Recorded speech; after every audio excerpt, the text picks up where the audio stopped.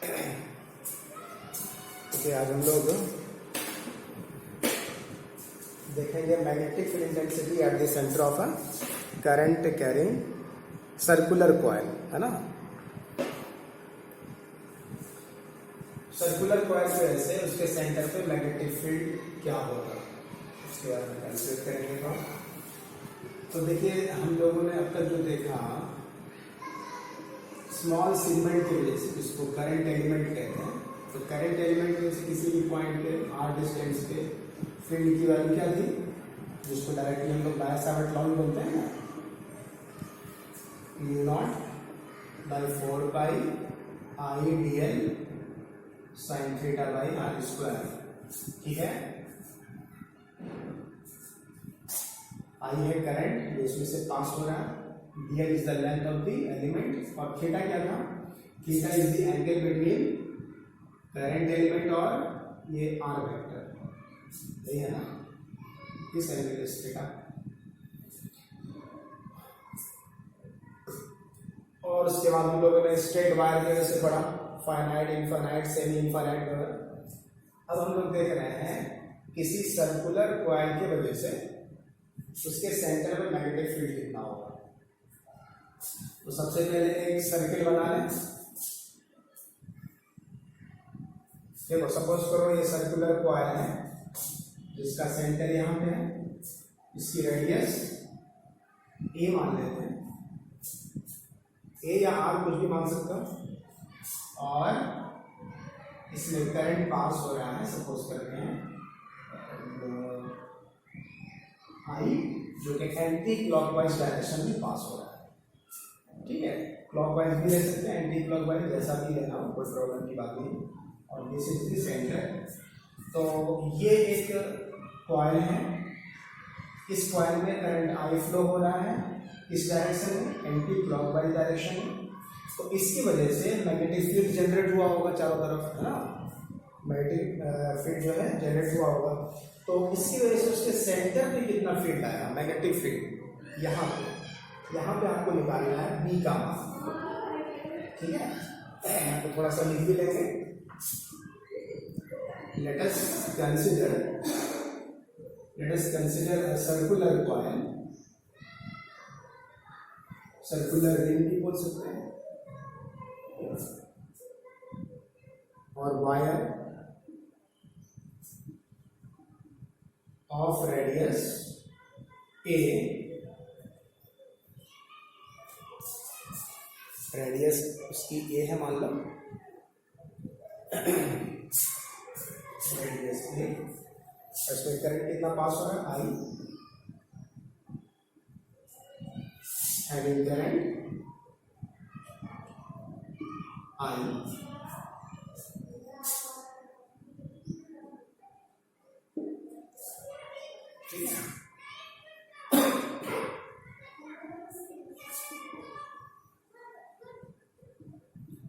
we have to calculate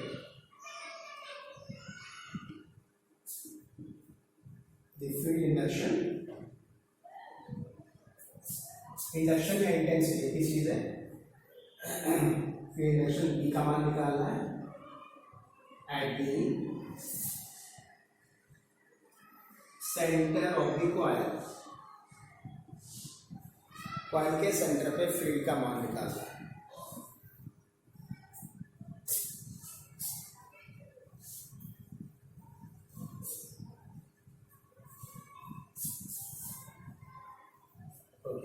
इसके लिए क्या करेंगे, इसके लिए हम लोग कॉइल के किसी भी पार्ट पर एक छोटा सा करंट एलिमेंट लेंगे। ठीक है ना, इस कॉइल के सरकमफेरेंस पर कहीं पर भी एक छोटा सा एलिमेंट ले लिया, this is the element, current element DL मान लेते हैं।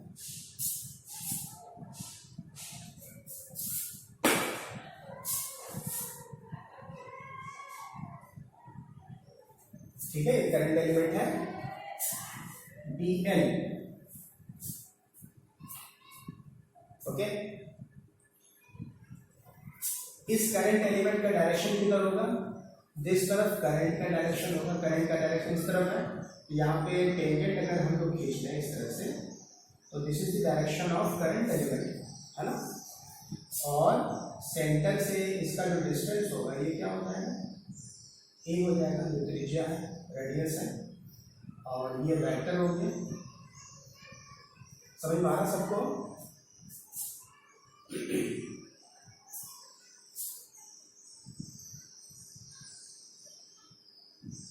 Now we take a small element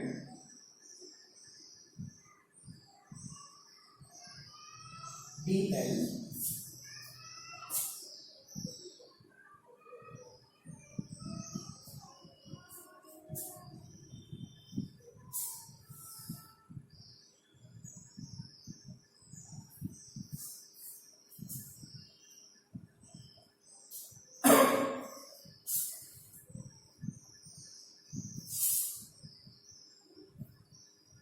at any part of the wire, किसी भी पार्ट पर हम लोग एक स्मॉल एलिमेंट लेते हैं dl, इसी का नाम है करंट एलिमेंट, ठीक है ना।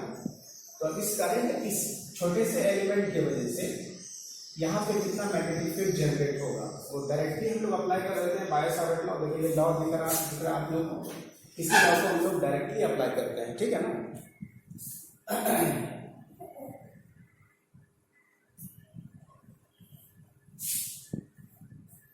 लिखेंगे therefore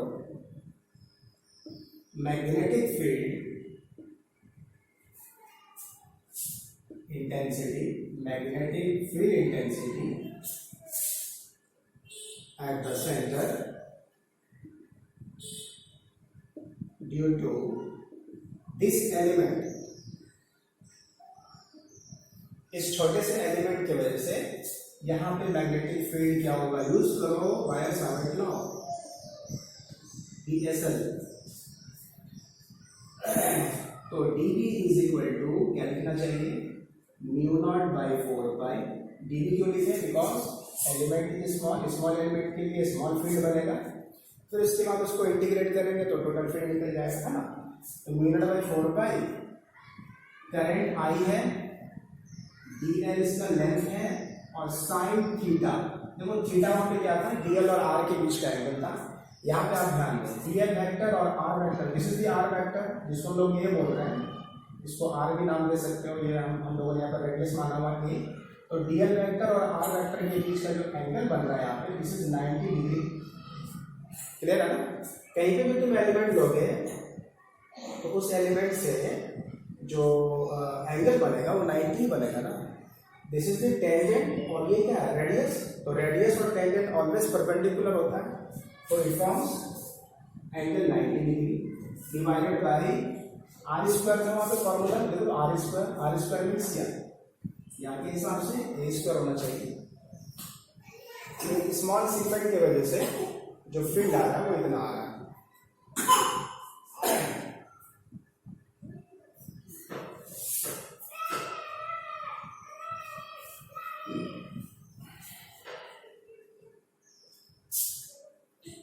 dB is equal to μ0/4 I dl, sin 90 is 1, तो I dl by a square, ये इसका मैग्नीट्यूड आ गया। अच्छा, फेस का डायरेक्शन क्या होगा, देखो राइट हैंड पाम रूल लगा लो, है ना, वेक्टर रूल, जो सा रूल लगाना लगा के आप डायरेक्शन बताओ।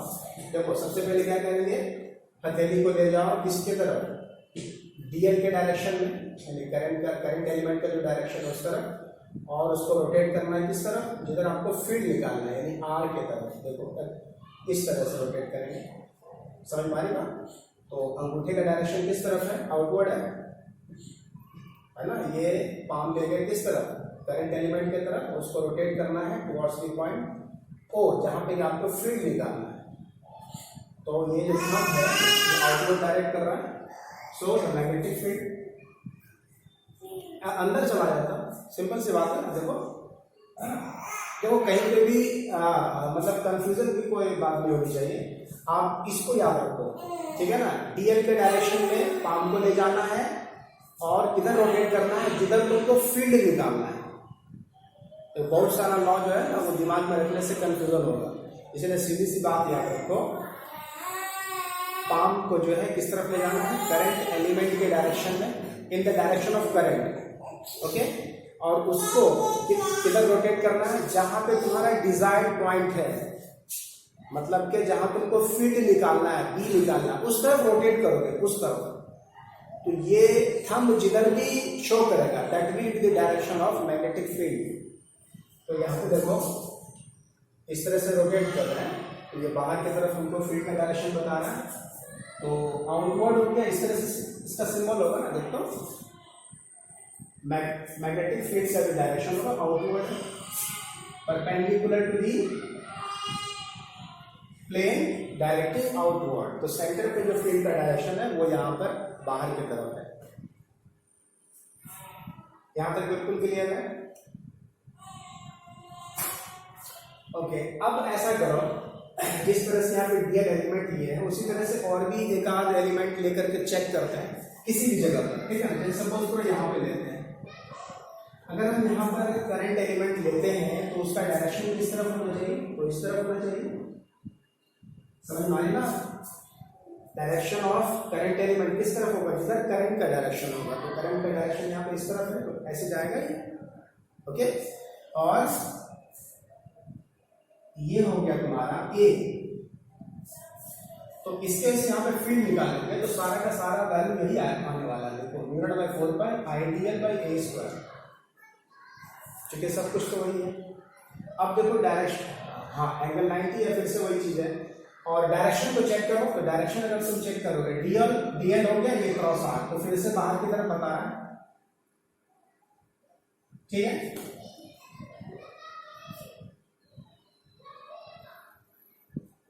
इसके वजह से यहाँ फील्ड जो है डायरेक्शन किधर बता रहा है, बाहर की तरफ आउटवर्ड। जैसे यहाँ पे बताया था आउटवर्ड, इसके लिए आउटवर्ड, इसके लिए भी आउटवर्ड। इसी तरह से किसी भी एलिमेंट के लिए तुम अगर लोगे तो वैल्यू वही आने वाला है और डायरेक्शन भी बाहर की तरफ मिलेगा। तो अगर हम पूरे वायर के से निकालना चाहेंगे तो क्या करना चाहिए, सिंपली ऐड कर दो, क्या, हाँ इंटीग्रेट है ना, इंटीग्रेट कर देंगे यानी ऐड करेंगे।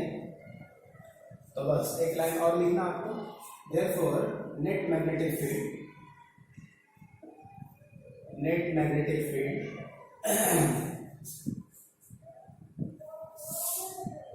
Eight the centre due to the whole wire, है ना, पूरे सेंटर पूरे वायर के लिए।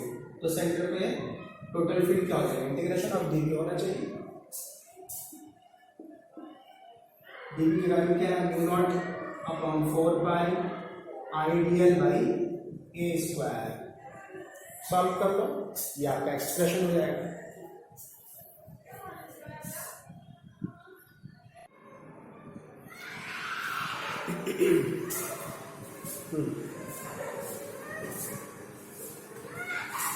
कॉन्स्टेंट्स को बाहर कर दिया जाए, mu naught by 4 pi, this is constant. देखो आई भी कॉन्स्टेंट ही है ना, आई क्या है, कॉन्स्टेंट। ए स्क्वायर ऑल्सो कॉन्स्टेंट, अंदर भी क्या है, सिर्फ डीएल।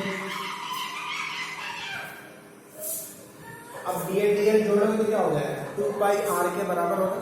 हाँ मतलब लेंथ ऑफ द सर्कमफेरेंस यही होगा, हाँ 2 पाई आर। तो इसको ऐसा करना, 0 से 2 पाई ए हो जाएगा यहाँ पे, है ना। किसी भी पॉइंट से तुम शुरू करोगे फिर वहां पे फाइनल करोगे ना, 0 से तुम स्टार्ट कहीं से भी तुम ले लो, जैसे यहाँ से स्टार्ट किया हमने, यहाँ 0 से शुरू किए, फिर ये टोटल घूम करके यहाँ पे आ गए, तो मतलब 2 पाई ए घूमे ना, तो 0 से लेकर 2 पाई ए इसका टोटल लेंगे। सॉल्व कर लो, तो फील्ड की वैल्यू आएंगे म्यू नॉट आई 4 पाई ए स्क्वायर इंटू 2 पाई ए।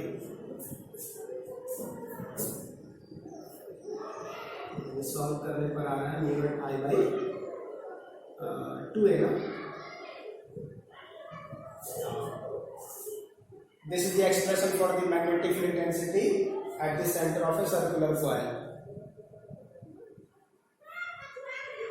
अच्छा, अगर मान लीजिए कॉइल में n नंबर ऑफ टर्न्स हो, है ना, इस तरह का आइडेंटिकल n कॉइल्स हो तो क्या हो जाएगा, n से सीधा मल्टीप्लाई कर देना क्या।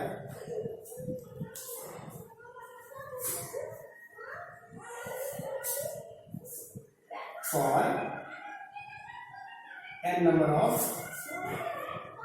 turns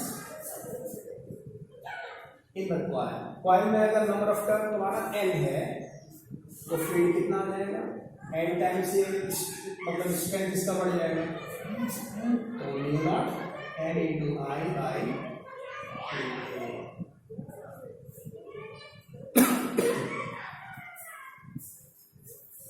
सबको क्लियर है ये चीज?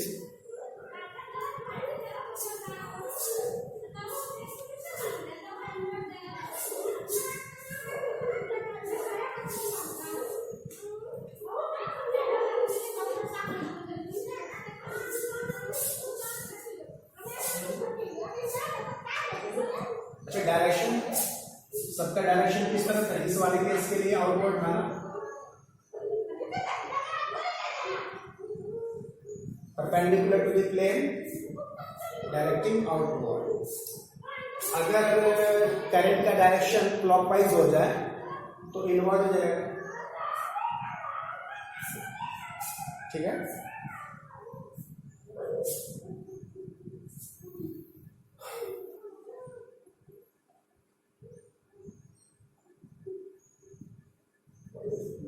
एक एग्जांपल करें,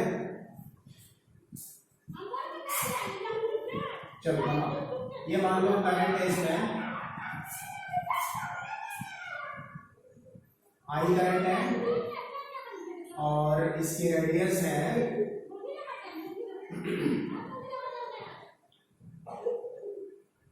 ए।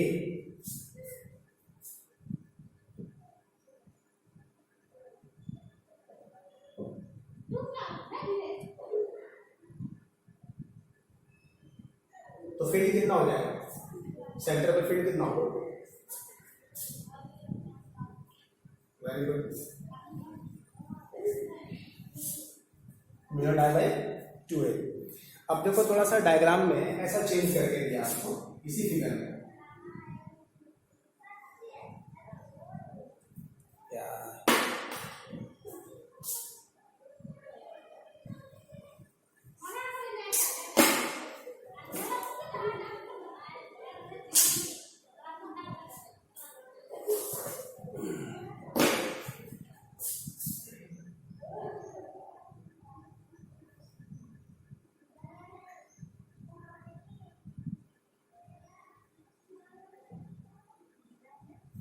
देखो ध्यान से,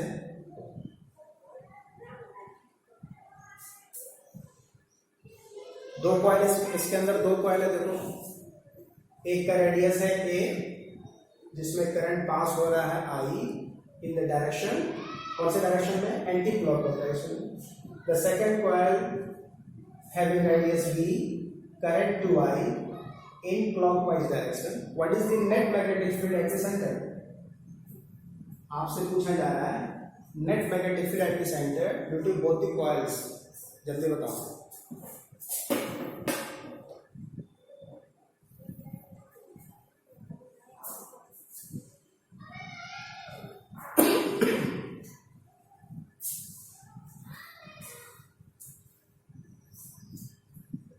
क्वेश्चन दिख रहा है सारे लोगों को?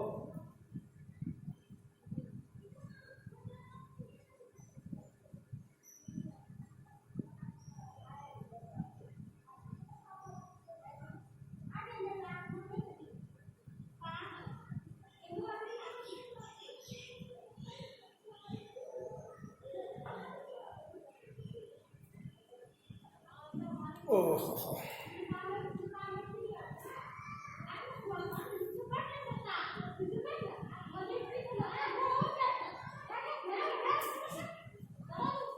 वन मिनट, एक मिनट, जैसा बताओ ठीक से।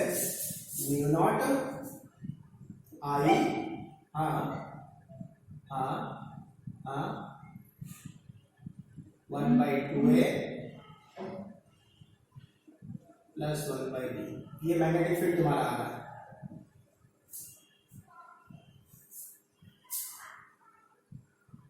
हाँ तुम अपना बताओ ना, तुम्हारा क्या है? तुम्हारा क्या है बताओ, तुम्हारा क्या है बताओ?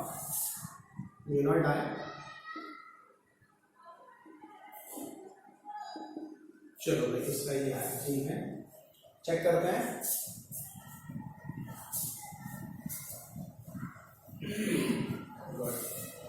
सबसे पहले किसी भी कॉइल में से ले लो। अगर हम लोग बड़े वाले के लिए लें तो magnetic field due to the coil having radius a कितना हो जाएगा, mu naught into I by 2a। यही होता है फॉर्मूला। ओके, ये बाहर वाले के लिए, और अंदर वाले के लिए कितना हो जाएगा, मैग्नीट्यूड। अच्छा, इसका डायरेक्शन किधर है, इसका डायरेक्शन आउटवर्ड है, इस वाले का आउटवर्ड दे दो इस तरह से।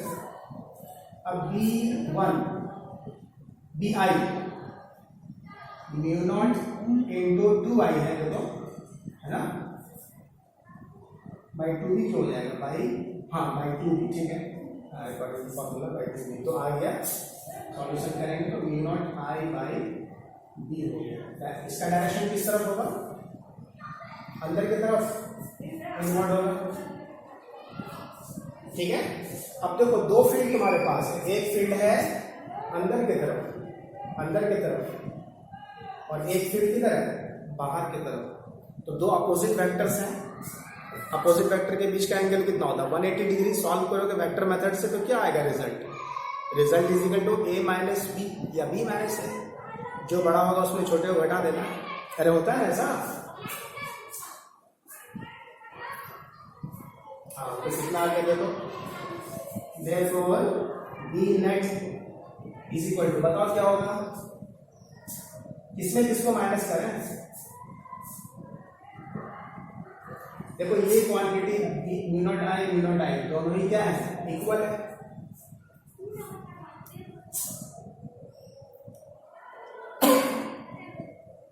Very good. तो ये B I minus B O ऐसा होना चाहिए। This is the answer, this is the correct answer. समझ आ रहा सबको,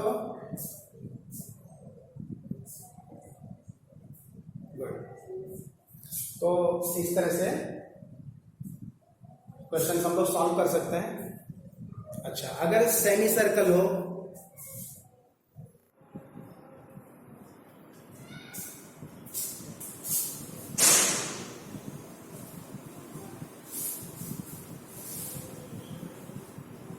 डायरेक्शन, हाँ बताओ किधर हो जाएगा, कौन बड़ा उस तरफ चला जाएगा डायरेक्शन, इम्पॉर्टेंट, हाँ जाहिर सी बात है।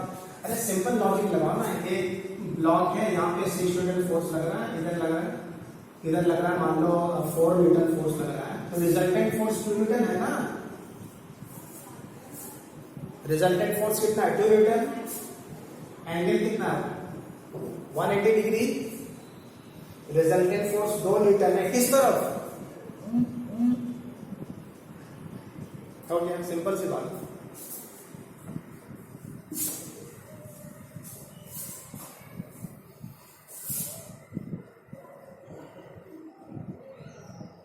अगर सेमी सर्कुलर वायर हो तो उसके लिए क्या हो जाएगा, सेमी सर्कुलर सेंटर पे फील्ड निकालना है। फिर से हम लोग मान लेते हैं रेडियस ए है,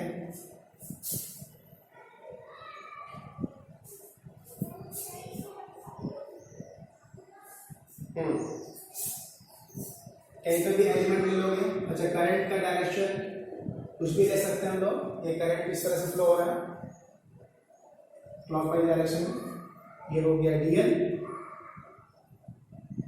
एलिमेंट। तो इस करंट इसका डायरेक्शन क्या हो जाएगा, इस तरफ होगा, ठीक है। और ये डिस्टेंस हो गया, दिस इज ए, और ये होता है इसका वेक्टर। देखो छोटी छोटी बात को ध्यान रखना, डीएल क्रॉस आर करता है हम लोग, है ना। ये वेक्टर हुआ, दूसरा जो पोजीशन वेक्टर होगा वो ये वाला होगा, डीएल से लेकर के जिस पॉइंट पे आपको फील्ड निकालना होता है वहां पे, तो हेड इसका यहाँ पे रहेगा, इस तरह से ध्यान रखो, क्योंकि डीएल क्रॉस आर करना पड़ता है ना। तो डीएल क्रॉस आर, ये हथेली को ले जाओगे इस तरह, ऐसे मॉडल इनवर्ट बता रहा है,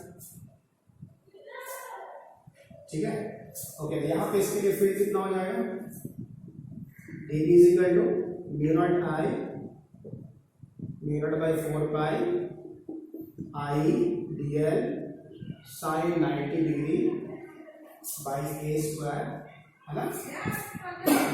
उसके बाद क्या करना है, तो टोटल फील्ड निकालना है, तो इंटीग्रेट करेंगे।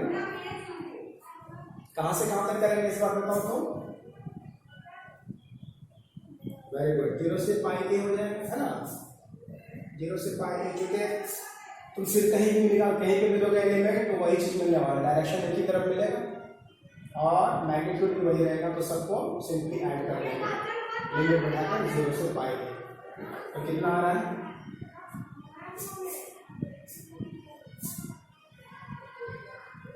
म्यू नॉट आई 4 पाई ए स्क्वायर, अंदर इधर हो गया डी एल 0 से लेकर पाई ए।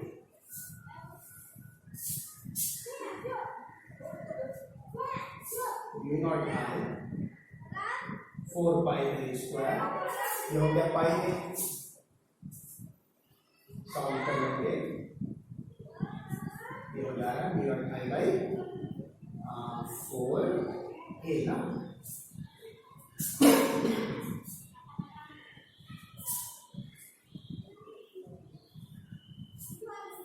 यानी पूरे सर्कुलर वायर के लिए जितना था, तो सेमी सर्किल के लिए क्या हो गया, सिंपली उसका आधा हो गया, हाफ हो गया, है ना। ठीक है, ये सेमी के लिए आगे, सेमी के लिए जो आया वो क्या होगा, टोटल वाले फील्ड का आधा। तो अगर क्वार्टर वाले के लिए निकाले तो क्या हो जाएगा,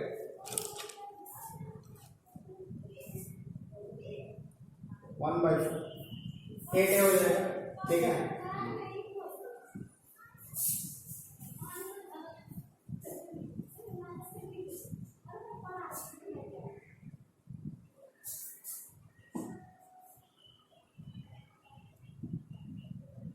नहीं हुआ था, अच्छा बता देते हैं, बहुत सिंपल है, बता दे रहे हैं।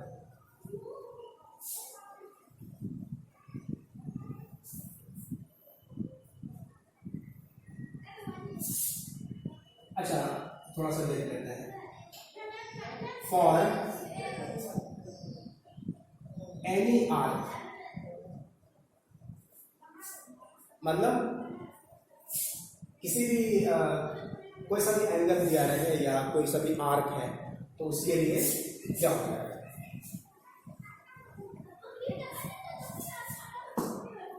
जैसे देखो ये मान लो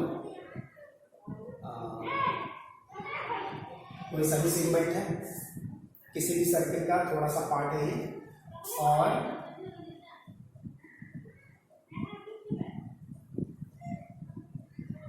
ये एंगल दिया हुआ थीटा, ठीक, और ये आर्क है। तो इस आर्क की वजह से यहाँ पे कितना फील्ड बनेगा,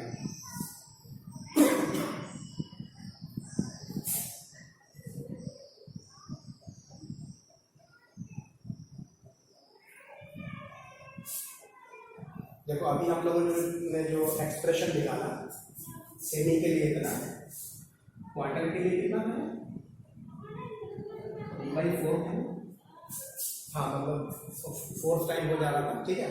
तो ये एक यूनिटरी मेथड को भी फॉलो कर रहा है, अगर तुम ध्यान से देखो,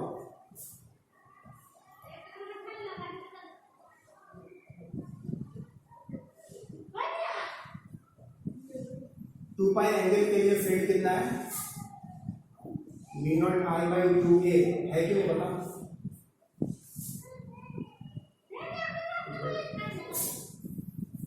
तो 1 रेडियन के लिए कितना हो जाएगा,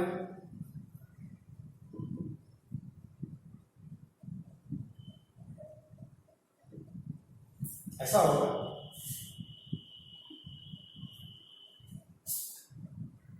हो जाएगा। तो थीटा रेडियन के लिए कितना होगा,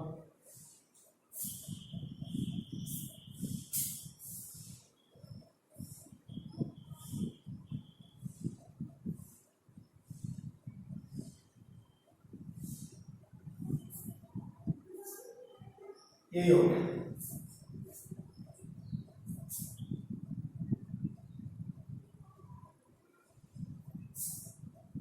सही है ना? देखो